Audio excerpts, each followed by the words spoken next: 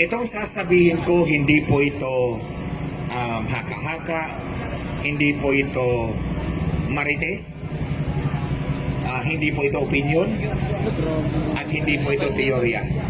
Ito ay totoong nangyayari.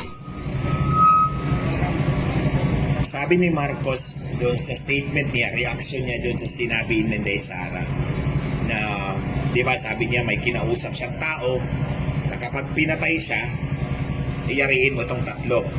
Yung tatlong hodas. Si Bongbong Marcos, alias drug addict number 1.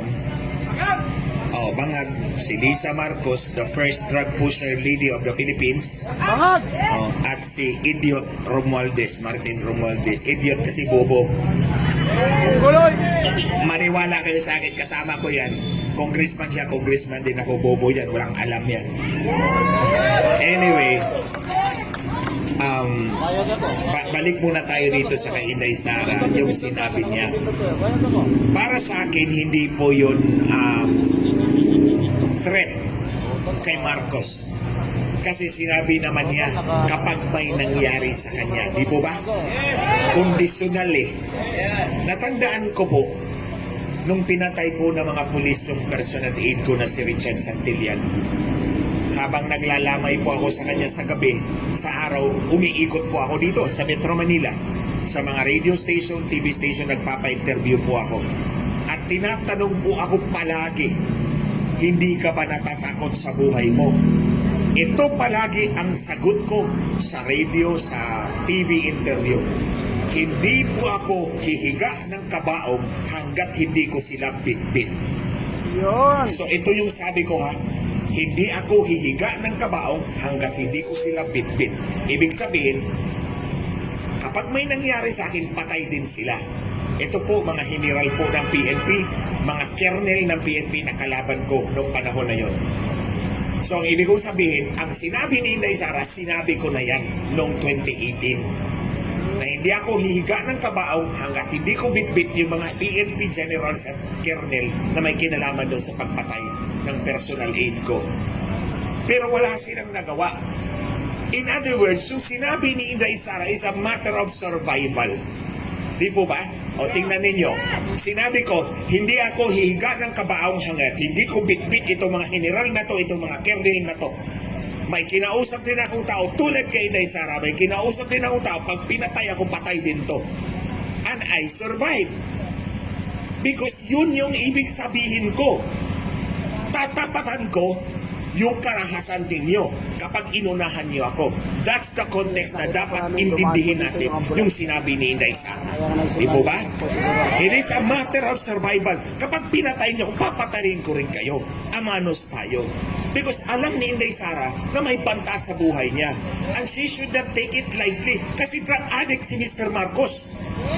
Drug pusher ang first lady ng Pilipinas na to.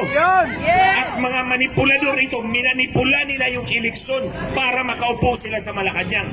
Believe me, tingnan ninyo, yung paratang ko na nasa affidavit ko, sinagot pa nila? Mahigit 1 taon na? Hindi nila sinagot dahil totoo yun. Anong sinagot ng mga Marcos na to? Sa akin, sinampahan ako ng 4 na disbarment cases. Pinapatanggalan nila ako ng lisensya bilang abogado. O hindi umobra. Ngayong araw, sinulatan ako ng BIR. Ang Bureau of Internal Revenue na naman ang ginamit laban sa akin. Hindi umobra ang IBP, hindi umobra ang Supreme Court. Eto, BIR na naman ang ginamit laban sa akin. Ngayong araw lang. Kung natandaan nyo, may sinulat ako na sinabi ko, inalok ako nitong mag-asawang ito. We will crush the Dutertes. Get out of the pack. Hindi ako sumunod at sinabi ko, I'll just be crushed with the Dutertes. Try me if you can. At ito nga yung sagot nila. Pero mga kababayan, sa alip na matakot, nandito ako sa inyo. Sa inyong harapan para magpakita ng suporta para sa totoong halal ng taong bayan, si Inday Sara Duterte. Ulit-ulitin ko, si Marcos, minanipula nila ng kanyang asawa ang Smartmatic para dagdagan ang kanyang boto. Pag dinagdagan mo ang boto, kumuha ka ng boto sa iba, nandaya ka. So walang karapatan si Marcos umupo sa Malacanang, walang karapatan si Marcos magsalita about mandate dahil wala sang mandato.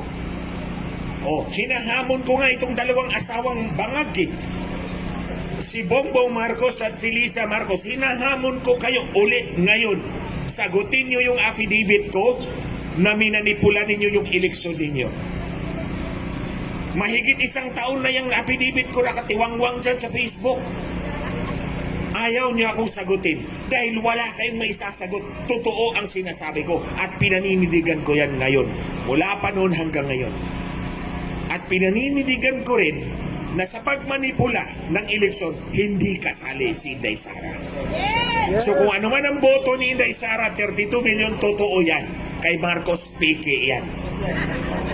At mantakin nyo, ang peke pa, ang may lakas loob, mang-api sa totoong halal ng taong bayan.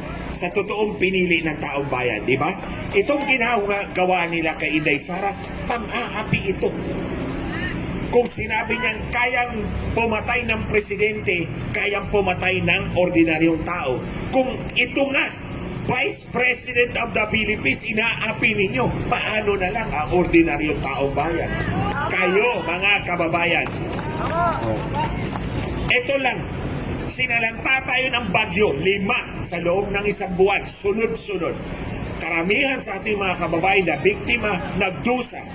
Anong ginagawa ng House of Representatives sa pamumuno ni idiotic Martin Romualdez? Politika, maruming politika, patuloy na sinisiraan si Inday Sara. Of course, tinulungan kayo ng ayuda, pero hindi yan.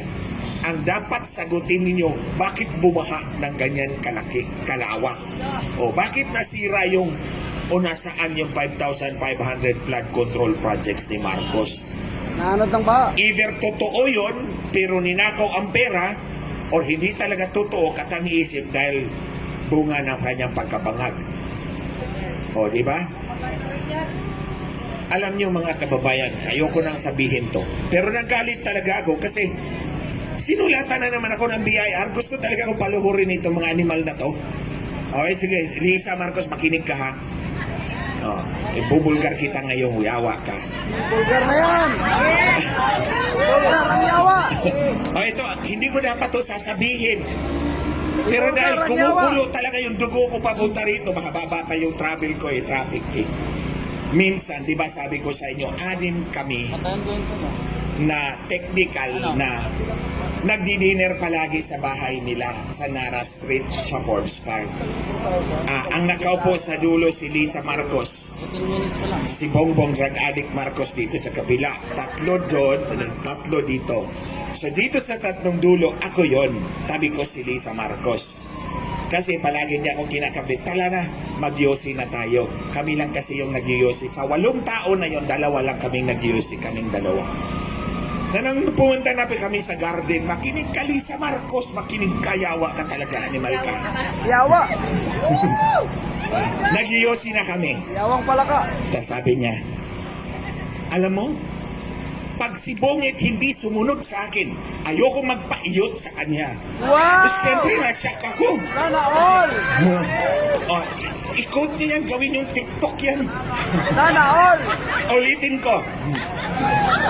Alam mo, pag si Bongit hindi sumunod sa akin, si Bongit, si Marcos yun. Ayoko magpaiyot sa kanya. Yun! Siyempre, nasyak ako. Pwede ba bangag tong babaeng to? Wala naman kasama doon sa kanilang higaan Hindi naman kasama sa kanilang kasalan Ba't mo sasabihin sa akin yan? I'm an entirely separate person, entity. Tapos sasabihin mo sa akin, ayaw mo magpaiyot pag hindi sumunod yung asawa mo sa kanya. Hindi ka pa ng bangag. Iyot pamor! Bangag. Kaya, nagtatanong nga si Maharlika one time may ano ka ba? May indication ka ba na bangag talaga itong mag-asawa? Hindi ko na lang sinabi kasi ayoko sana. Ayaw kong tantanan itong mga animal na to di vulgar na kita. Lisa, isa pa lang yan Marami pa. Nako! Tandaan mo, 6 na taon kang nagdadakdak na ako ako lang nakakarinig. Oh. So, ayan mga kababayan, para malaman ninyo kung gaano kabangag ang utak nitong babaeng bruhang ito. Agoy! Imagine ka, kung hindi susunod si Bungit sa akin, ayoko magpaiyot sa kanya. Sana ako. Kaya nga paulit-ulit ko sinasabi sa inyo mga kababayan, si Bongbong Marcos, si Bongbong Marcos, alipin talaga yan ni Lisa Marcos. Yun. Lahat ng dikta ni Lisa Marcos, susundin ni Bongbong Marcos. Kung hindi siya makaiyot.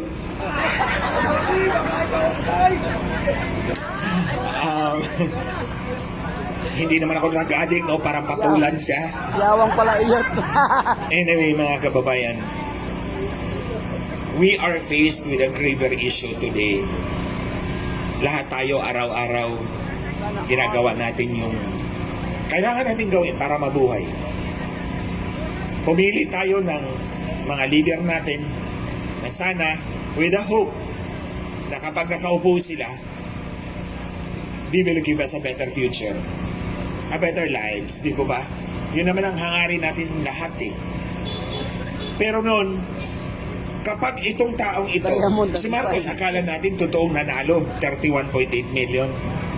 Yung pala, minanipula lang pala nila. Siyempre, ang bangag mismo din ang nagsabi na dadayain niya yung eleksyon. Di ba? Si Lisa Marcos din. I have a meeting with the owners of Smart Market. I need 2 technical guys, but not you because they hate you so much. Kaya paulit-ulit kong sinasabi to. Dahil, itong laban na to, between the Marcoses plus the idiot Romualdez and Inday Sara, walang ibang patutunguhan ito kundi manatili ang mga Marcos sa kapangyarihan. Ito yung target nila. Si Inday Sara, alam nila yon. Ito pa, insecure si Marcos kay Inday Sara. Napaka-insecure ni Marcos kay Inday Sara dahil alam niya, ito yung totoong mahal ng taong bayan. Ito yung totoong pinili ng taong bayan. Samantalang siya, kailangan pa niya mandaya para lang tumapat yung boto niya. O, di ba? Tama. O, iba pa yan. Totoo yan. Manggagamit talaga. Manggagamit na walang utang na loob. Ikaw pa, ang may utang na loob na nakatulong sa kanila, leche. Ang sarap suntokin ng mga animal na to. Kung alam ko lang, sinuntok ko na. O, kapal ng mukha. Totoo yan. Ikaw na nga ang nakatulong sa kanila. Ikaw pa may utang na loob na nakatulong ka sa kanila. Yes po, nandito po yung isa. Parang baliktad talaga yata yung pag-iisip nitong mga bangag na to. Bangag talaga. Di ba? Huwag po tayong matakot lumaban sa kanila. Pinapakita ko po yan sa inyo. Kahit na 4 yung disbarment case ko, ito na naman, may BIR na naman ako. Yun lang. Eto, nandito pa rin ako sa harapan ninyo. Pinapakita ko pa rin yung suporta ko para kay Inday Sara, para sa ating lahat na Pilipino. Ito ay laban natin. Huwag nating hayaan si Inday Sara na lumaban ng sarili lang niya. Hindi niya kaya yon. Tandaan nyo, ang kalaban niya, kapulisan, militar, lahat ng kapangyarihan ng gobyerno, Kongreso, Senado. Ang tanging kakampi ni Inday Sara, tayong mga ordinaryong mamamayang Pilipino. Pero tandaan ninyo mga kababayan, nasa kamay ninyo at kamay ko ang totoong kapangyarihan sa bansang ito. Yes! Tandaan nyo yan. Wag niyo At ba the yung end atros of the para day, marinig nila sa tayo ating pa rin, atensyon? ordinaryong mamamayang Pilipino ang mananaig at mananalo sa tulong at awa ng Diyos. Amen. Kaya hindi natin pwedeng hayaan si Inday Sara na lumaban sa kanyang sarili lamang o siya lang by all by herself. Itong ginagawa natin is one step in the right direction. Sa ating mga kababayan online, ipakita po ninyo yung pagsuporta ko para sa ating mga kababayan, para kay Inday Sara. Laban sa mga bangag na to, walang mandato si Marcos. I do not respect this drug addict as president. I do not even call him president. He is an impostor. At Impostor! hindi nga lang yan eh. Sinabi ko na nga rin, minanipula din nila yung Korte Suprema para makaupo talaga sa pwesto. Ano talaga sila? Uhaw sila sa kapangyarihan. Kapag ganito, yung karakter ng tao, huwag yung paniwalaan. Huwag na huwag niyong paniwalaan ang taong uhaw na uhaw sa kapangyarihan at gagawin ang lahat ng kabulastugan, makamtan lang, makapture lang ang political power. Hindi ganyan si Inday Sara, di po ba? Hindi. Di ba sinabi na gusto natin tumakbo sa presidente? Bumaba siya, nag-vice president siya. Yun yung patunay niya na hindi siya uhaw sa kapangyarihan. Samantalang yung isa, si Marcos, minamanipula ang Korte Suprema para lang makaupo bilang vice president, hindi nga lang siya nagwagi. At ulit, sasabihin ko sa inyo, hindi ito marites dahil ako ang inutosan ni Marcos, ni Lisa Marcos para gawin yon. So, personal knowledge ko yung mga sinasabi ko. Kaya nga walang magawa itong dalawang bangag eh. O, tatakot-takutin lang ako. Akala ka siguro nila matatakot ako sa kanila. Hindi ako matatakot dahil wala na akong takot, matagal na. Naubos na yung takot ko. O, inambos na ako, pinaputukan na ako, pinatay yung personal ego. Wala na akong takot. O, so that's why I'm here. At ibubulgar ko pa yung iba pa mga pinagsasabihin ni Bruha, ikaw Bruha, Lisa Marcos, tandaan mo yan. Sige, next time, magpadala ka ulit ng sulat, magbubuking ulit ako ng bago. O, di ba? O, tip for tat, Lisa Marcos. Basta ayaw sumunod ni Bungit sa akin, ayoko magpaiyot sa kanya. Ulit-ulitin ko yan. Okay? Sa mga kababayan, patuloy po nating suportahan ang ating minamahal na Vice President, totoong halal ng taumbayan, laban sa mga impostor na to, sa mga uhaw sa kapangyarihan. Wala po tayong mapapala kung ang mga Marcos ang patuloy na mamumuno sa ating bansa. Wala po tayong mapapala. Believe me. Kailangan natin baguhin ang ating gobyerno, patalsikin natin tong impostor na to. Patalsikin natin tong impostor na to. Hindi ako matatakot sasabihin talaga sa inyo. Alam niyo, hindi talaga ako matatakot sasabihin sa inyo na itong impostor na to, patalsikin natin sa kapangyarihan, mula sa kapangyarihan. Dahil wala sa karapatan, minanipulan niya yung kanyang pagka-presidente. At ulit mga kababayan, ulitin ko, yung sinabi po ni Inday Sara, yung sabi nila ay banta, na sabi ni Marcos, papalagan niya. Hindi po ganun kasama ang ibig sabihin ni Inday Sara. It is a matter of survival. A matter of survival that I know, pag ginamit mo yan, you will survive. Because ginamit ko na yung script na yan dati pa. Oh. Kaya nga sinasabi ko sa inyo, yung sasabihin ko sa inyo ngayon, personal na karanasan ko. Hindi marites, hindi haka-haka, hindi opinion, hindi teorya. Totoong nangyayari sa buhay. So, we take it as that. Huwag po tayong maniwala na nagbanta nga talaga si Inday Sara. It's a matter of survival. So, muli, sa mga susunod na araw, babalik na lang po ako rito. So you can see what you